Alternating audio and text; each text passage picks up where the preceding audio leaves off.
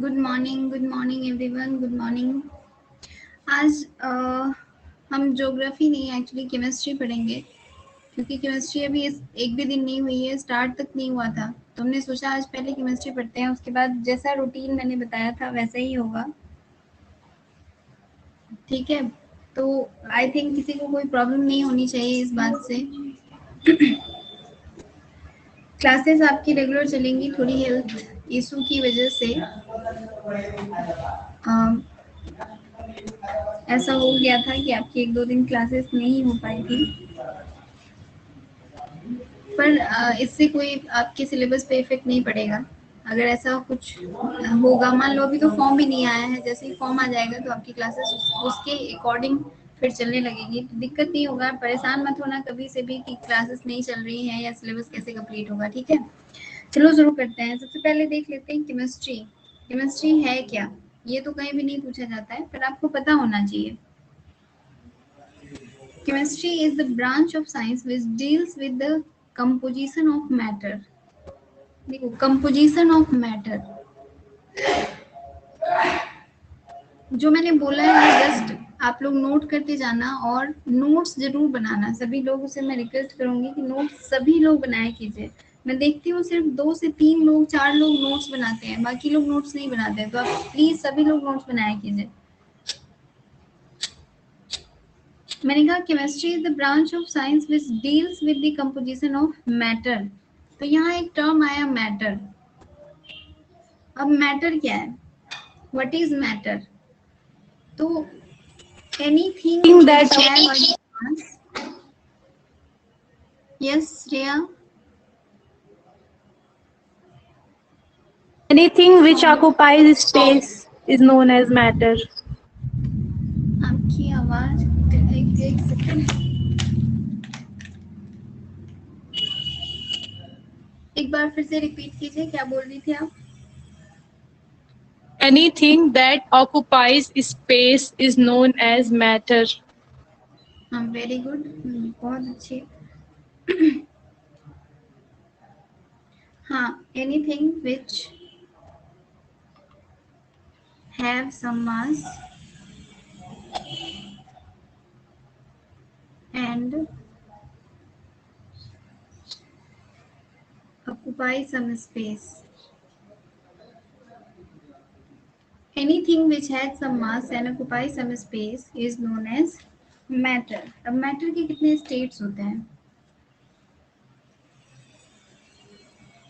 देखो, matter actually दो तरह का होता है, एक को बोलते हैं फिजिकल मैटर और दूसरे को बोलते हैं केमिकल मैटर। ठीक है, फिजिकल एंड केमिकल मैटर, ये दो तरह के मैटर होते हैं। फिजिकल में स्टेट्स के बारे में हम पढ़ते हैं। फिजिकल स्टेट में हो जाएगा सॉलिड मैटर, लिक्विड मैटर और गैस मैटर या गैसियस मैटर। ओके, और यही तीनों किसी भी मैटर के स्टेट्स भी होते हैं, सॉलिड, लिक्विड एंड गैसेस।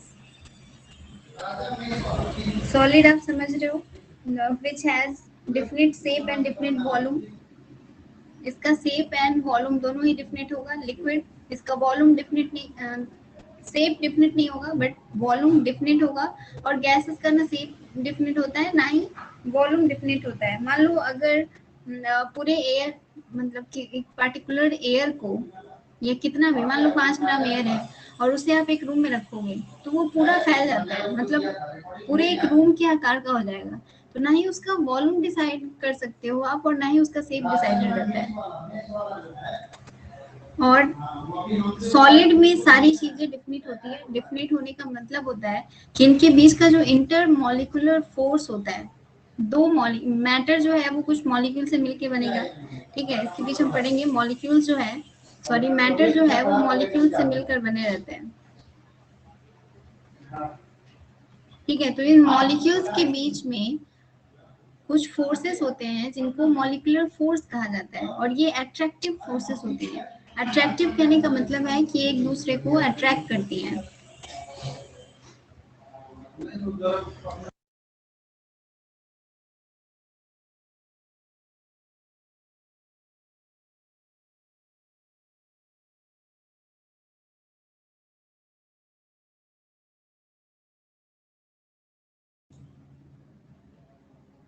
तो सॉलिड जितने भी सब्सटेंस हैं उनमें जो भी मॉलिक्यूल्स होते हैं उन मॉलिक्यूल्स के बीच जो फोर्सेस होती हैं वो काफ़ी स्ट्रॉन्ग फोर्स होती हैं और वो एक दूसरे के इतने क्लोज होते हैं कि उनको सेपरेट नहीं किया जा सकता है। ठीक है, ये कुछ चीज़ें मैं आपको जस्ट एज ए इंट्रो बता रही हूँ, आप देखते चलो, आगे चल के हम पढ़ेंगे सारी चीज़ें एक एक करके और टू दी पॉइंट पढ़ेंगे जो क्वेश्चन एग्जाम में आता है वैसे ही।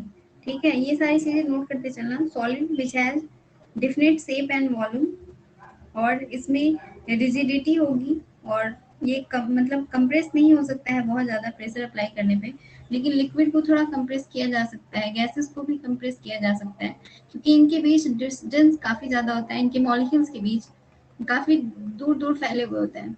इसमें अगर सॉलिड में देखोगे तो इसमें मॉलिक्यूल्स काफ़ी पास पास होते हैं क्योंकि इसमें इंटरमॉलिक्यूलर फोर्सेस स्ट्रॉन्ग होता है और सब एक दूसरे से काफ़ी ज़्यादा कनेक्टेड होता है, लेकिन लिक्विड में काफ़ी दूर दूर होते हैं और सॉलिड में सॉरी गैसेस में और ज़्यादा दूर दूर होता है।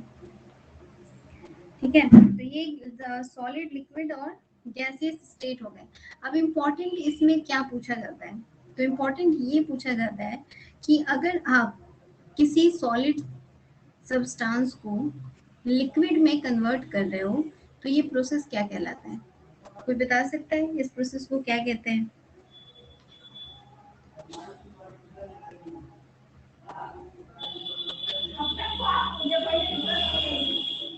Melting, very good Saumya.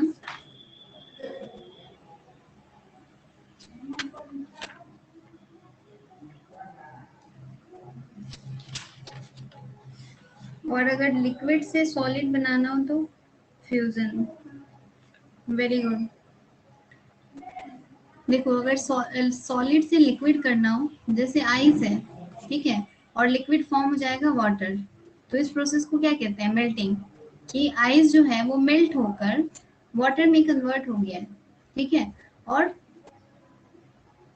Liquid से अगर सॉलिड बनाना हो तो उसे हम कहते हैं फ्यूजन, मतलब ये एक दूसरे से जुड़ गए हैं, या फिर इसे हम फ्रीजिंग भी कहते हैं। फ्रीजिंग, फ्रीज कर रहे हैं, वाटर को जमा दे रहे हैं तो ये आइस में कन्वर्ट हो जा रहा है। ठीक है, अगर सॉलिड से डायरेक्ट गैस में कन्वर्ट हो रहा हो कोई सब्सटेंस तो उसे क्या कहेंगे? सॉलिड से डायरेक्ट गैस, नो अनोहा, हाँ वेरी गुड सौम्या, इसे हम कहते हैं सब्लिमेशन। ये प्रोसेस कहलाता है सब्लिमेशन, और ये इम्पोर्टेंट है, बहुत ज़्यादा इम्पोर्टेंट है। ठीक है, क्योंकि ये बहुत बार पूछे हुआ है। सॉलिड सब्सटेंस को अगर आप डायरेक्ट गैस में कन्वर्ट करते हो तो इस प्रोसेस को कहते हैं सब्लिमेशन।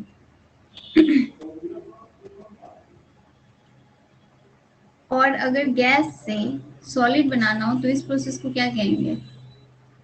ये प्रोसेस ही पूछा जाता है, कभी भी ये नहीं पूछा जाता है कि सॉलिड गैस या लिक्विड का डिस्क्रिप्शन दीजिए कि ये होता क्या है। ठीक है, ये नहीं पूछा जाता है, पूछा जाता है कि अगर सॉलिड को गैस में, गैस को सॉलिड में, मतलब इस तरह से अगर कन्वर्जन किया जाता है तो उस प्रोसेस को क्या कहा जाता है, जिसमें अभी तक मैंने देखा है ये सॉलिड टू गैस, ये बहुत बार पूछे हुआ है, तो इस प्रोसेस को कहते हैं सब्लिमेशन। और अगर गैस से सॉलिड बनाना हो तो इस प्रोसेस को कहते हैं कॉन्डेंसेशन। कॉन्डेंसेशन ये प्रोसेस कहलाता है गैसियस टू सॉलिड में कन्वर्ट होने के प्रोसेस को कहते हैं। ठीक है, अगर आप लिक्विड को गैस में कन्वर्ट कर रहे हो तो इस प्रोसेस को इवापोरेशन कहा जाता है। ठीक है, कन्वर्ट, ये प्रोसेस कहलाता है इवापोरेशन या वेपराइजेशन भी कहते हैं। तो ये प्रोसेसेस आप जरूर याद रखिएगा। वैसे एक ट्रायंगल बना लो और इस तरह से लिखना, ऊपर में इस तरह से सॉलिड लिख दो, यहाँ पे गैस लिख दो और यहाँ पे लिक्विड। ठीक है, और इस तरह से बना सकते हो एक चार्ट, इस तरह से ट्रायंगल करके। अब देखो लिक्विड से गैस में कन्वर्ट हो रहा है तो ये वेपोराइजेशन हो जाएगा। और अगर गैस से लिक्विड में कन्वर्ट हो रहा हो, हाँ Sakshi, father of chemistry is known as लिविड, हमारे हैं वहां पे भी। पहले ये प्रोसेसेस समझ लो।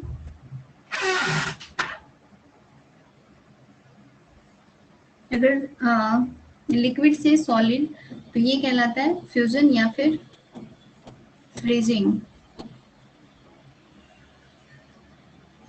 सॉलिड टू डायरेक्ट गैस ये कहलाता है सब्लिमेशन, ठीक है, और गैस टू सॉलिड ये कॉन्डेंसेशन। इस तरह से एक चार्ट बना के ये सारे प्रोसेस आप लिख लीजिए और ये आपके लिए काफी बेनिफिशियल रहेगा, ठीक है।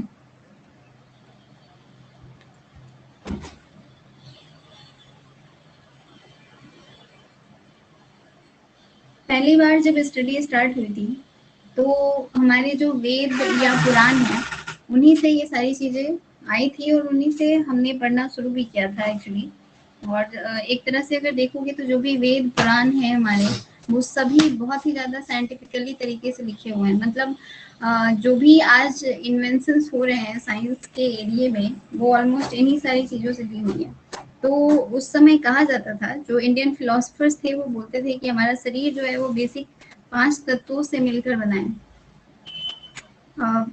आप लोग बहुत सारे लोग जानते भी होंगे, जिसमें हवा, पानी, धरती, आकाश और आग, ऐसा कहा जाता है कि इन सब चीज़ों से मिलकर बना हुआ है और ये सारे ही मैटर्स कहलाते हैं और इन्हीं के बारे में हमें पढ़ना होता है, ठीक है। तो सबसे पहले स्टडी वहीं से स्टार्ट हुई थी, फिर धीरे धीरे एलिमेंट्स के बारे में पता चला था और एलिमेंट्स के बारे में सबसे पहले लेवोजियर ने ही बताया था और इसीलिए इनको कहा जाता है फादर ऑफ मॉडर्न केमिस्ट्री।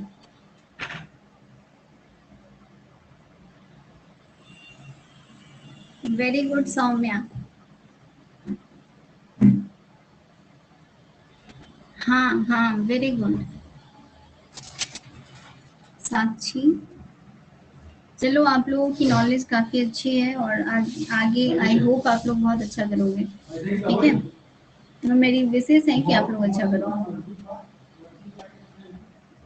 तो लेवोजियर को कहा जाता है, ये नोट कर लेना सभी लोग, Lavoisier is known as father of modern chemistry.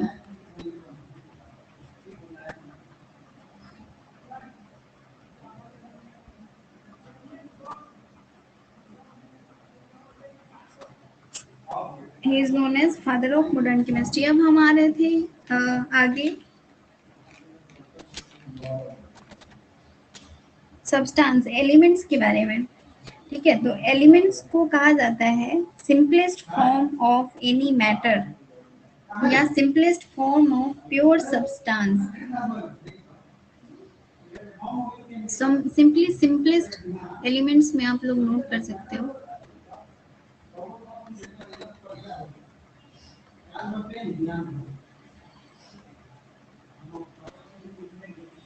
Simplest form of matter, simple याद रखो ऐसे ही, बहुत ही सिंपल लैंग्वेज में मैं आप लोगों को चीज़ें याद कराती हूँ ताकि याद रहे।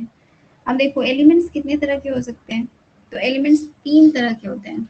एक को हम कहते हैं मेटल, दूसरा हो जाता है नॉन मेटल और तीसरा हो जाएगा metalloid. Metal, non metal and metalloid, ये 3 प्रकार के एलिमेंट्स होते हैं। अब इन एलिमेंट्स में सबसे पहले मेटल्स के बारे में देख लेते हैं। कुछ एक्सेप्शंस भी आते हैं मेटल्स में।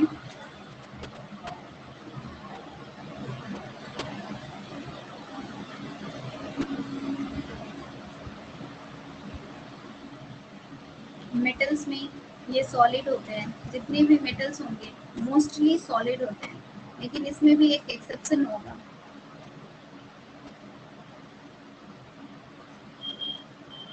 Mercury,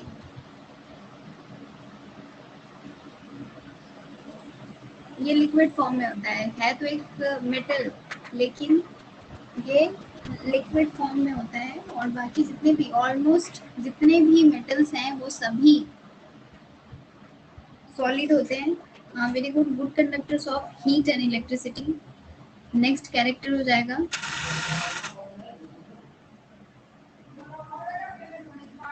good conductor of heat and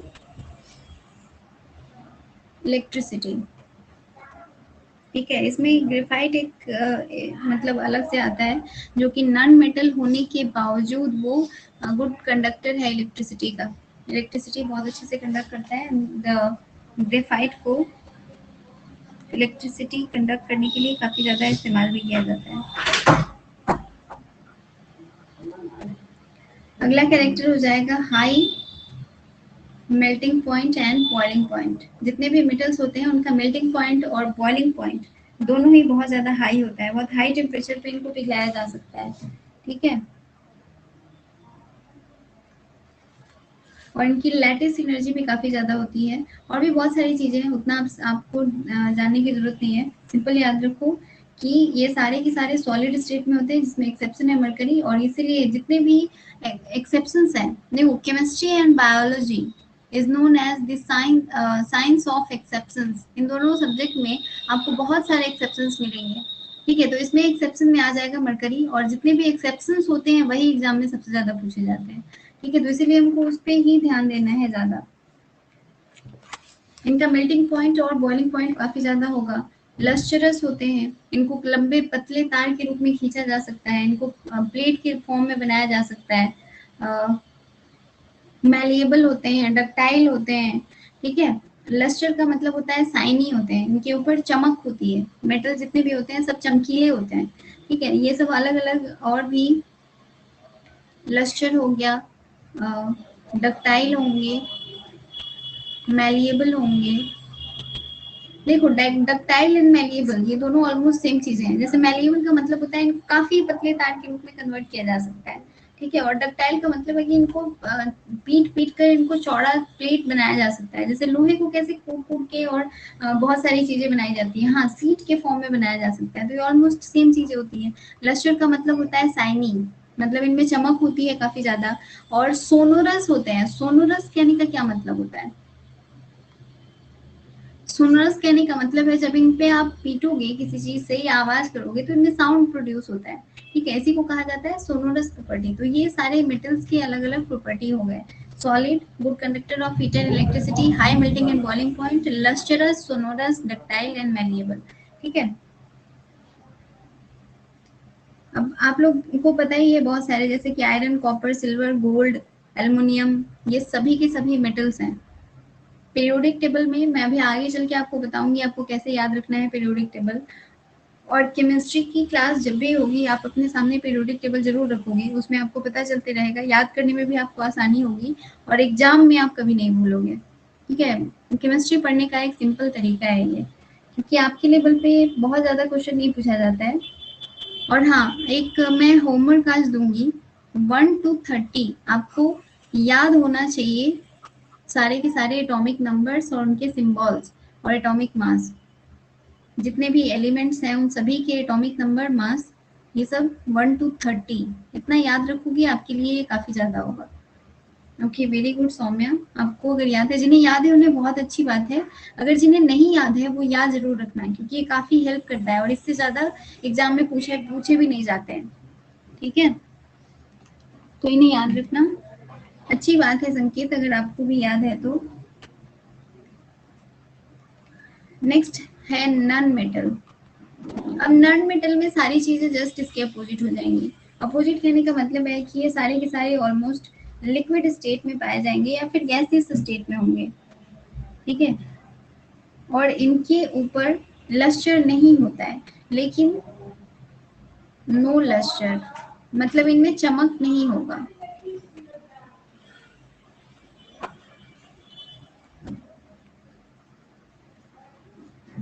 चमक नहीं होती है, लेकिन इसमें भी एक एक्सेप्शंस है, एक्सेप्शंस। और ये याद रखना, आयोडीन। आयोडीन एक ऐसा एलिमेंट है जो कि नॉन मेटल है, लेकिन फिर भी इसमें काफी ज्यादा चमक होती है। आयोडीन बहुत चमकता है, ठीक है, बहुत। डायमंड भी, हाँ डायमंड भी आप याद रख सकते हो, पर डायमंड एलिमेंट में नहीं आते हैं, ठीक है। डायमंड, हर्षित, ये एलिमेंट में नहीं आते हैं, ठीक है। अगर आप देखोगे पीरियोडिक टेबल में तो कहीं भी डायमंड नहीं मिलेगा, क्योंकि डायमंड जो है ना वो कार्बन का एक एलोट्रॉप है, ओके। बकमिस्टर फलरेंस एंड ग्रेफाइट और डायमंड ये सभी ही कार्बन के एलोट्रॉप हैं तीनों, ठीक है। हाँ, नन मेटल तो ये है, डायमंड नन मेटल है, बट उसमें बहुत ज्यादा लस्टर होता है, लेकिन वो एलिमेंट के रूप एलिमेंट में नहीं आता है, ठीक है। कई बार ये कंफ्यूजन होता है। अगर मान लो ऑप्शंस में दोनों चीजें दी हुई हो, आयोडीन और डायमंड, तो आप तो करके आओगे डायमंड, पर उस समय गलत हो जाएगा अगर एलिमेंट के बारे में पूछ रहा होगा तो। अगर वहां पे सब्सटेंस दिया हो, देखो केमिस्ट्री में यही सारे टर्म्स जो है ना वो बहुत इंपॉर्टेंट हो जाते हैं। सोडियम एंड पोटेशियम वो मेटल्स हैं, हाँ सोडियम एंड पोटेशियम मेटल्स हैं। हाँ डायमंड में चमक पहले नहीं होता है, उसको क्लीन करना होता है, बहुत सारी अलग प्रोसेसेस होती हैं, उसके बाद वो चमकीला बनता है। ठीक है, बट आप आंसर में डायमंड लिख सकते हो अगर वहां पे सब्सटेंस दिया हो।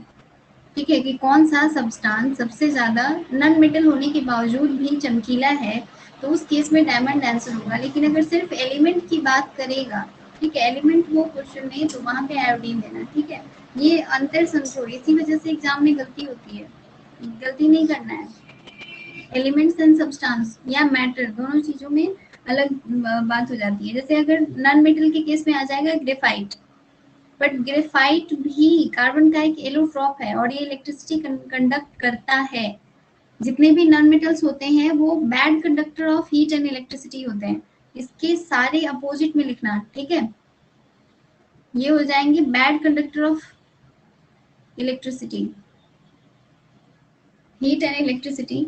जबकि इसमें एक्सेप्शन में हो जाएगा ग्रेफाइट, जो कि हीट को सॉरी इलेक्ट्रिसिटी को कंडक्ट करता है। ये मैलिएबल नहीं होते हैं, डक्टाइल नहीं होते हैं। जैसे कि एग्जांपल में लिख लो hydrogen, carbon, oxygen, nitrogen, sulphur, ये जो जो भी है सभी के सभी नॉन मेटल्स हैं और इनमें लस्टर भी नहीं होता है, ना ही मैलिएबल होते हैं, ना डक्टाइल होते हैं। इनका low melting and boiling point होता है।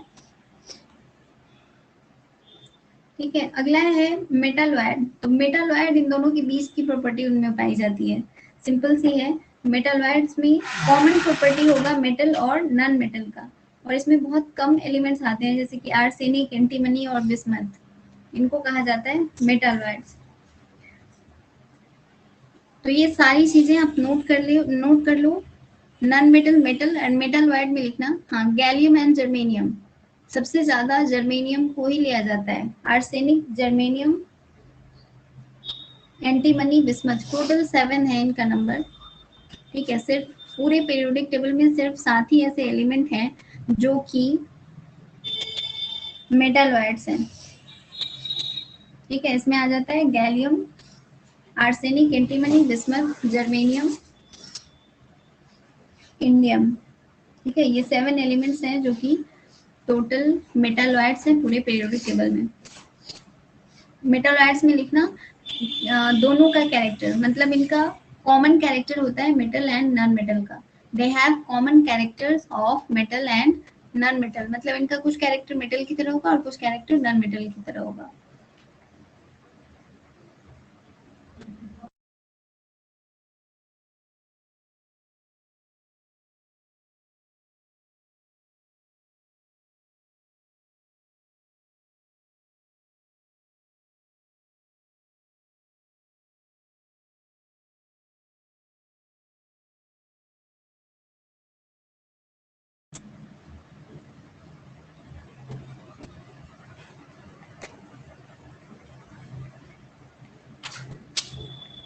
यहाँ तक किसी को कोई कंफ्यूजन तो नहीं है?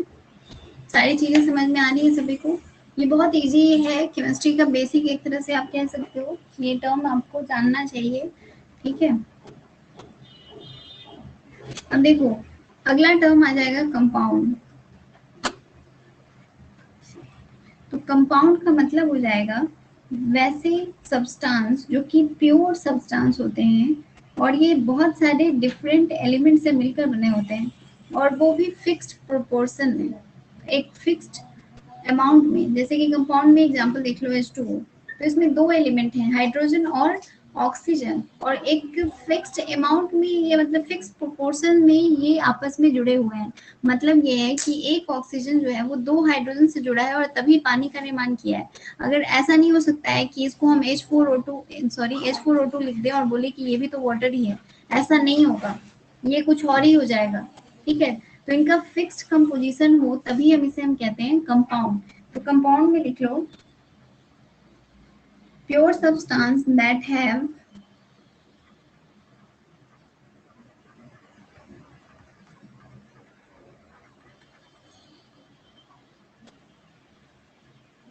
हाँ, अगर फिक्स प्रोपोर्शन नहीं होगा तो उसे हम मिक्सचर कहते हैं।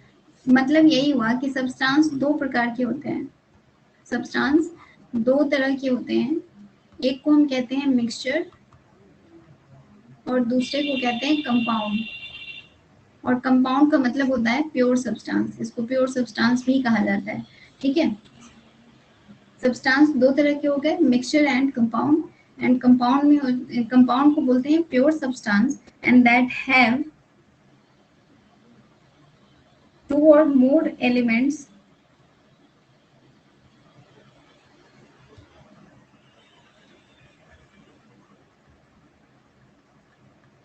in a fixed proportion.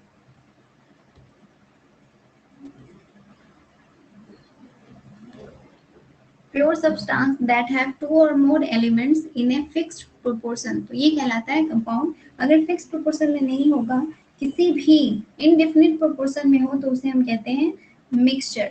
अब कंपाउंड भी दो तरह के होते हैं, एक को हम कहते हैं ऑर्गेनिक कंपाउंड और दूसरे को कहते हैं inorganic compound. Organic and inorganic, तो सिंपली याद रखो जितने भी कार्बन कंपाउंड्स होंगे, जिसमें भी कार्बन होगा वो सभी के सभी ऑर्गेनिक कंपाउंड कहलाएंगे।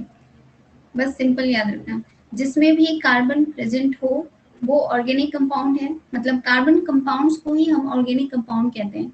और इनऑर्गेनिक कंपाउंड में अदर जितने भी एलिमेंट्स के कंपाउंड आएंगे वो सभी के सभी इनऑर्गेनिक कंपाउंड कहलाते हैं।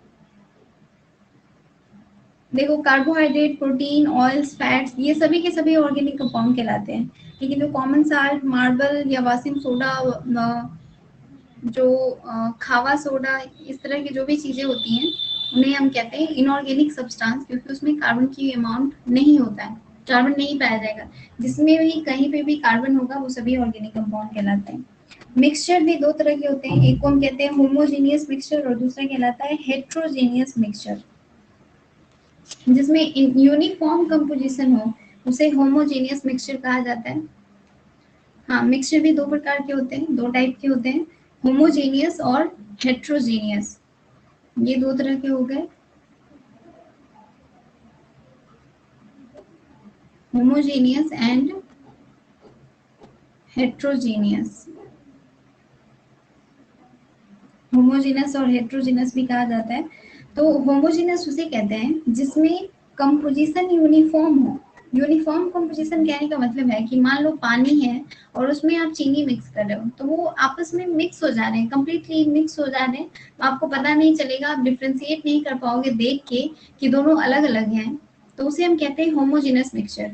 लेकिन इसमें फिक्स प्रोपोर्शन नहीं है, वाटर या चीनी का अमाउंट फिक्स नहीं है, दोनों अलग अलग चीजें हैं। ठीक है, लेकिन वही अगर आप बालू और मिट्टी या बालू और पानी को मिक्स करोगे तो वो आपको साफ साफ पता चलेगा कि ये अलग अलग है, मतलब एक मिक्सचर तो बना है लेकिन उसमें अलग अलग आपको दिखाई देगा। ठीक है, तो उसे हम कहते हैं हेट्रोजेनस, जिसमें अलग अलग सब्सटेंस अलग अलग दिखाई दे रहे हैं वो कहलाता है हेट्रोजेनस मिक्सचर। सिंपली वाटर और सैंड एक सबसे अच्छा एग्जांपल है। पानी में बालू मिलाओगे वो नीचे रहता है, या पानी में मिट्टी मिला दो वो भी आपको क्लियर दिखाई देगा। तो ये सभी एग्जांपल हैं हेट्रोजेनस के। लेकिन अगर आप वैसा चीज जैसे पानी में चीनी घोलते हो या नमक घोलते हो तो वो काफी मिल जाता है, आपको पता ही नहीं चलेगा कि दोनों देख के कि अलग अलग हैं, तो इसे कहा जाता है होमोजेनस मिक्सचर। इनको सेपरेट करने के अलग अलग तरीके भी होते हैं काफी, लेकिन वो आपके एग्जाम में नहीं पूछता है, इसलिए मैं उस पर ज्यादा फोकस नहीं करूंगी। अदरवाइज इसके लिए बहुत सारे तरीके आते हैं फिल्टर करने करके भी। मान लो अगर पानी में मिट्टी मिला हुआ है तो उसे फिल्टर कर लिए। सिंपली सब लोग चाय पीते हो, चाय बनाते हो, उसे भी हम छान के अलग कर लेते हैं, उसकी में जो चाय पत्ती होती है, तो सिंपल वो फिल्ट्रेशन कहलाता है। फिल्टर पेपर से, किसी भी चीज से, छन्नी से छान के हम उसे अलग कर देते हैं। और भी बहुत सारे तरीके होते हैं जिसमें हम कहते हैं crystallisation, distillation, chromatography, sedimentation. Sedimentation तो वेस्ट में मैनेजमेंट में भी किया जाता है, जो नाली का पानी होता है उसमें भी किया जाता है, जितने भी बालू वगैरह होते हैं, मतलब पानी जो रनिंग स्टेट में है उसमें सारी चीजें मिक्स हुई रहती हैं, तो उनको एक टैंक में काफी स्थिर रखा जाता है, जिससे जो भी बालू या मिट्टी होती है काफी नीचे बैठ जाता है। और इसी प्रोसेस को सेडिमेंटेशन कहते हैं, मतलब जितने भी सैंड हैं वो सभी नीचे आकर जमा हो गए, तो ये सेडिमेंटेशन कहलाता है। तो ये सब चीजें आपसे नहीं पूछता है, इसलिए मैं बहुत ज्यादा उसके ऊपर फोकस नहीं कर रही हूँ। आपसे सबसे ज्यादा एग्जाम में मिक्सचर को अलग करते हैं, हाँ क्रिस्टलाइजेशन से भी किया जाता है, क्रिस्टलाइजेशन वही तो मैं बता रही हूँ, फिल्ट्रेशन इवापोरेशन से भी किया जाता है, क्रिस्टलाइजेशन, डिस्टिलेशन, क्रोमेटोग्राफी, सेडिमेंटेशन, ये सभी प्रोसेस है। सब्लिमेशन से भी अलग किया जाता है, जो सब्सटेंस है उनका प्यूरिफिकेशन या सेपरेशन ऑफ मिक्सचर।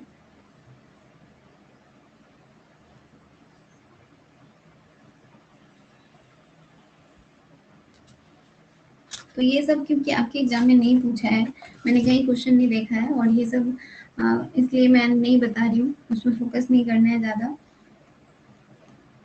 आपके एग्जाम में सबसे ज्यादा क्वेश्चन पूछा जाता है एटॉमिक स्ट्रक्चर से।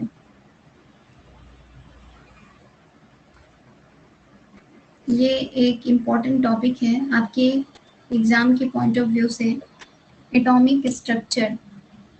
ओके, तो हम यही पढ़ेंगे, और बेसिक्स में आप देख ही चुके हो, मैटर किसे कहते हैं, एलिमेंट्स क्या होता है, कंपाउंड्स क्या होते हैं, मैटर के कितने स्टेट होते हैं, उन स्टेट्स में जो जो भी इम्पोर्टेंट थे मैंने सभी आपको बता दिए हैं। कन्वर्जन ऑफ स्टेट्स, अगर गैस को सॉलिड में, सॉलिड को गैस में, या लिक्विड को गैस या सॉलिड में कन्वर्ट करना हो तो कौन कौन सा प्रोसेस होता है, और ये याद जरूर रखिएगा। सबसे पहले एटॉमिक स्ट्रक्चर में कौन सी थ्योरी आई है? Dalton atomic theory. Okay, very good. सबसे पहले डाल्टन एटॉमिक थ्योरी।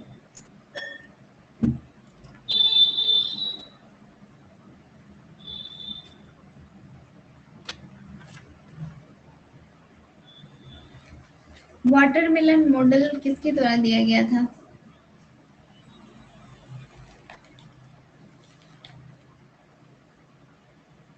किसी को पता है वाटरमेलन मॉडल, या प्लम पुडिंग मॉडल जिसे हम कहते हैं?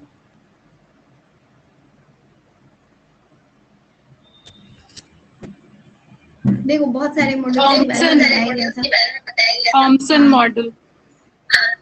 हाँ, वेरी गुड, थॉमसन मॉडल को ही कहा जाता है वाटरमेलन मॉडल। तो सबसे पहले जो थ्योरी आई थी वो यही आई थी, थॉमसन्स की। उसके बाद डाल्टन की आई थी, और उसके बाद रदरफोर्ड का आया था मॉडल, और उसके बाद बोर मॉडल आया था। ठीक है, ये याद रखना, सबसे पहले थॉमसन, लेकिन एकदम से अलग कर दिया गया था, और इसके बाद आया था डाल्टन का, डाल्टन एटॉमिक थ्योरी, और इसके बाद नेक्स्ट आया था रदरफोर्ड का,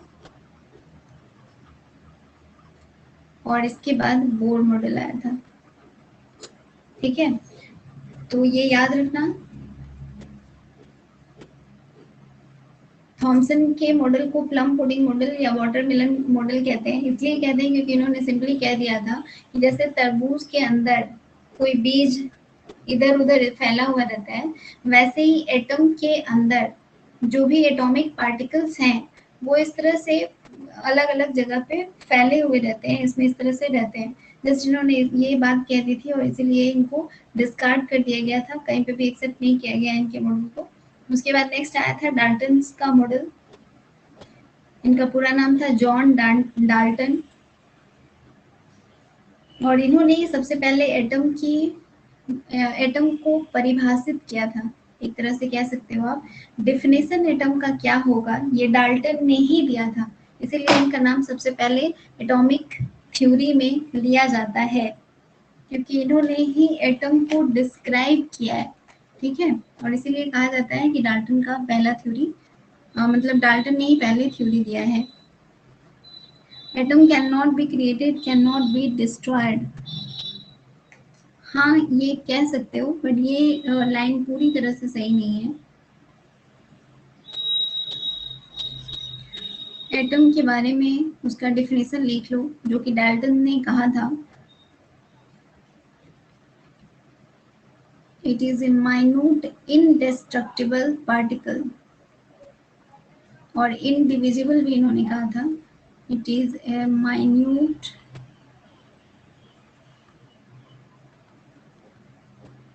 indivisible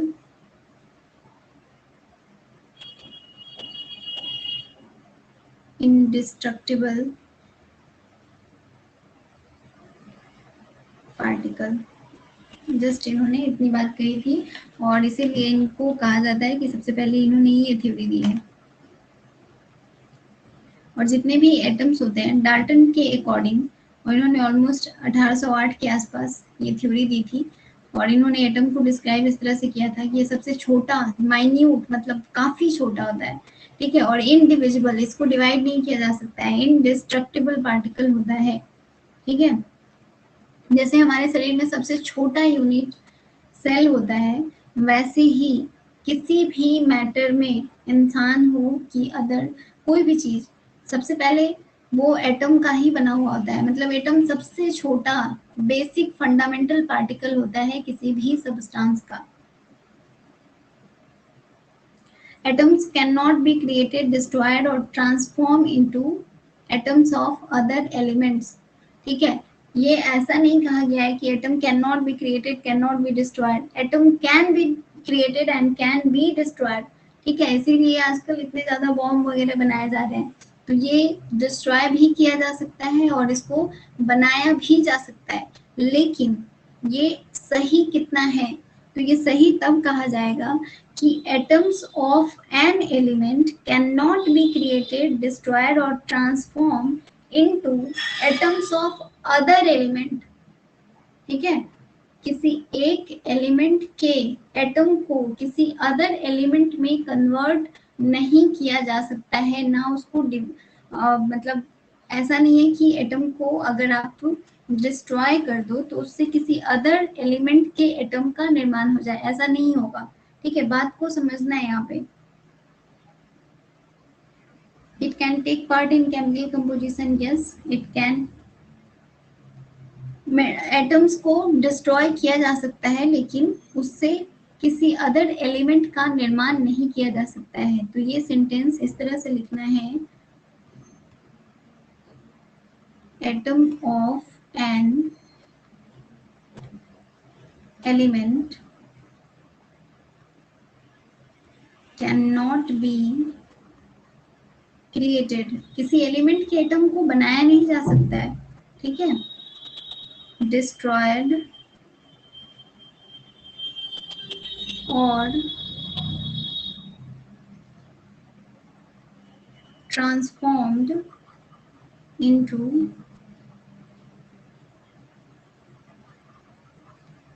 atom of other element।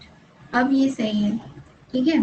तो सिंपली हम बोल देते हैं atom can not be created not and not be destroyed, ये बिल्कुल सही नहीं है, क्योंकि एटम को बनाया भी जा सकता है और इसको तोड़ा भी जा सकता है, ठीक है। लेकिन किसी एक एटम के किसी एक एलिमेंट के एटम को तोड़कर या उसको ट्रांसफॉर्म करके किसी अदर एलिमेंट का एटम नहीं बनाया जा सकता है, ठीक है। तो करेक्ट सेंटेंस ये वाला है और इस तरह से ही आप याद रखना, क्योंकि जितने भी एलिमेंट्स हैं उन सभी के एटम अलग अलग होते हैं। जैसे हमारे शरीर में देख लो, सारे सेल्स एक जैसे थोड़ी ना होते हैं, ना ही सारे ऑर्गन्स एक जैसे हैं और ना ही सारे टिश्यूज एक जैसे हैं, ठीक है। जस्ट वैसे ही अलग अलग एलिमेंट्स में अलग अलग एटम होते हैं और इसीलिए एटॉमिक नंबर अलग अलग होता है सभी का, और एटॉमिक मास भी सभी का अलग अलग होता है जितने भी एलिमेंट्स हैं, ठीक है।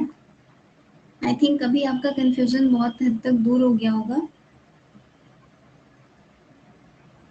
और एटम के बारे में एक और लाइन कही गई है, smallest particle of any element, या smallest particle of any substance. Simply लिखो smallest particle of any element.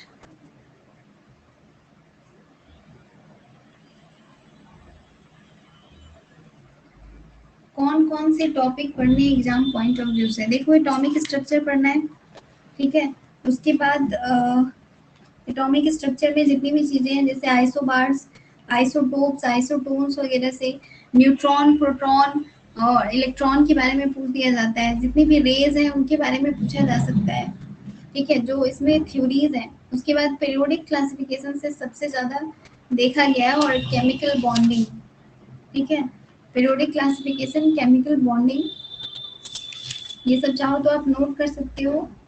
Solution से थोड़े बहुत क्वेश्चन है, बहुत ज्यादा नहीं है, और इम्पोर्टेंट है एसिड, बेस और सॉल्ट। एसिड, बेस, सॉल्ट, ये कह सकते हो एक तरह से ये सबसे ज्यादा इम्पोर्टेंट है। 10th क्लास का सारा, हाँ कह सकते हो आप कि 10th क्लास का सारा इम्पोर्टेंट है, और 10th या 12th भी आप कह सकते हो। उसके बाद इम्पोर्टेंट हो जाएगा टॉपिक आपका हाइड्रोकार्बन। हाइड्रोकार्बन से भी पूछा जाता है। मेटलर्जी से कुछ क्वेश्चन पूछ दिए जाते हैं। अलग अलग एलोज के बारे में पूछ दिया जाता है, और जितने कंपाउंड्स हैं मेटल्स और नॉन मेटल्स के, उन कंपाउंड्स के बारे में पूछा जाता है। जो इम्पोर्टेंट फैक्ट्स, मेटल के इम्पोर्टेंट फैक्ट से क्वेश्चन पूछ दिए जाते हैं।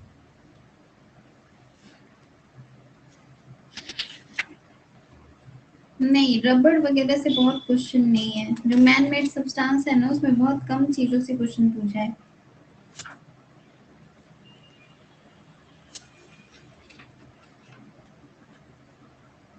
रबड़ से नहीं पूछा है, इसलिए मैंने कहा था कि काफी जल्दी खत्म हो जाएगा, क्योंकि इसमें इम्पोर्टेंट है तुम्हारा, देखो, एसिड, बेस और सॉल्ट। एसिड, बेस, साल्ट, और उसके बाद atomic number, periodic table, chemical bonding, और मेटल नॉन मेटल के जितने कंपाउंड है वही metal, compounds of metal and non metal. बस इतने ही टॉपिक हैं जो आपकी एग्जाम के पॉइंट ऑफ व्यू से इम्पोर्टेंट है, और इससे क्वेश्चन भी आएंगे।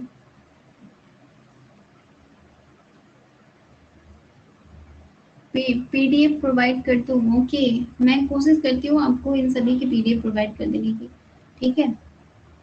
बायोलॉजी में मैंने सारे टॉपिक्स पढ़ा दिए। बायोलॉजी में जितनी भी चीजें हैं मैंने सब कुछ पढ़ा दिया है। जनरल साइंस में आप जनरल साइंस की जो क्लास है उसमें देखोगे जितने भी रिकॉर्डेड लेक्चर्स हैं वो सभी आपको वहाँ मिल जाएंगे, ठीक है। जनरल साइंस में देखना, बायोलॉजी के जितने भी इम्पोर्टेंट टॉपिक्स थे, जितनी भी चीज़ें एग्जाम में पूछी जा सकती थी, मैक्सिमम चीज़ें मैंने बता दी। मैंने इनफैक्ट कुछ एक्स्ट्रा चीज़ें ही बता दी हैं, ठीक है। तो वो अगर आप देख लोगे सारा तो आपका क्लियर हो जाएगा, बायोलॉजी कंप्लीट हो जाएगा। कल की क्लास में हम एटॉमिक स्ट्रक्चर को, कल नहीं, कल ज्योग्राफी की क्लास होगी, और जैसा हमने बताया था कि सिर्फ 2 ही दिन साइंस की क्लास होगी। हाँ, एलोज भी इम्पोर्टेंट है, एलो में क्वेश्चन पूछा जाता है, ठीक है। कुछ ब्रास, ब्रॉन्ज, जर्मन मेटल, और भी एक दो स्टील वगैरह के बारे में पूछा गया है अभी तक, ठीक है। तो जो भी है मैं बता दूंगी आपको अच्छे से, उसके लिए परेशान नहीं होना है। और एक दिन केमिस्ट्री और एक दिन फिजिक्स मैंने कहा था, और बाकी दिन ज्योग्राफी की क्लास चलेगी, तो उसी तरह से होगा। और आज मैंने यहाँ पे ये क्लास ले लिया है, बट जनरल साइंस में आपकी साइंस की क्लास चलेगी, ठीक है। जनरल साइंस वाले में, जनरल साइंस में ही केमिस्ट्री और फिजिक्स की क्लासेस होंगी, और यहाँ पे ज्योग्राफी की क्लास होगी। कोई कंफ्यूजन हो तो पूछ लो। आज की क्लास को हम यहीं पे एंड करते हैं।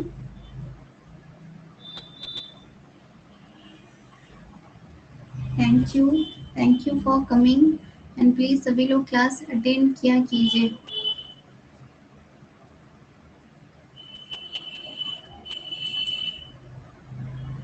Thank you.